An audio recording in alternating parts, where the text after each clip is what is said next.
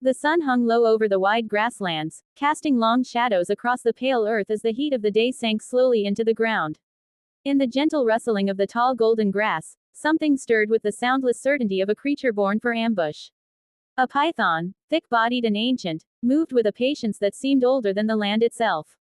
Her scales shimmered faintly with the leftover warmth of the day, and every ripple along her body blended her almost perfectly with the shifting blades around her. She paused, tongue flicking, tasting the air. Something fierce, something musky, something alive. Not far away, a honey badger trotted with the stubborn swagger that belonged only to its kind. The little animal's short legs kicked up clouds of dust, but the confidence in its stride would have made a much larger creature reconsider a confrontation. Its eyes were sharp, its posture unyielding, and even the predators of the savannah knew that an annoyed badger was a creature best avoided. Yet today, the badger stopped suddenly, nose lifting. There was danger nearby, danger wrapped in coils. Before either of them could lock eyes, a third shadow slid between the grasses with a different kind of grace, lighter and far quicker. A jackal, lean and sharp-featured, skirted the periphery of the clearing, watching the other two with a mixture of hunger and caution.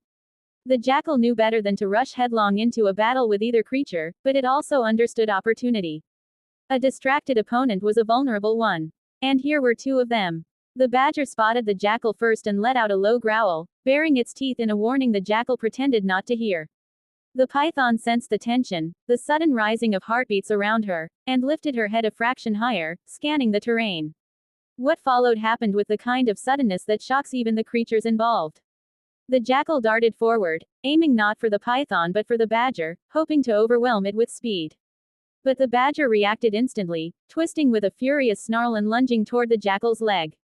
The jackal leapt back, surprised by the ferocity but not deterred, circling and snapping in rapid feints. The movement excited the python, who saw the chaos as the perfect moment to strike. She surged forward with a burst of power, her body coiling like a whip across the ground. She aimed not at the quick jackal but at the sturdier target, the badger, who was briefly distracted by its skirmish. Coils looped around fur and muscle, pulling tight, but the python quickly realized why badgers had the reputation they did. The trapped animal writhed with vicious determination, biting at the snake's thick scales, clawing, twisting its body in ways that seemed impossible.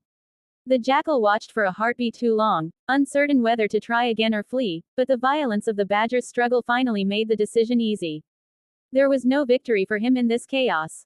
With a sharp yelp, the jackal spun and disappeared between the tall grass, leaving the two larger combatants locked in a battle neither wished to lose.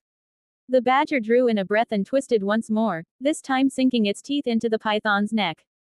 The snake recoiled, loosening her grip just enough for the badger to tear itself free.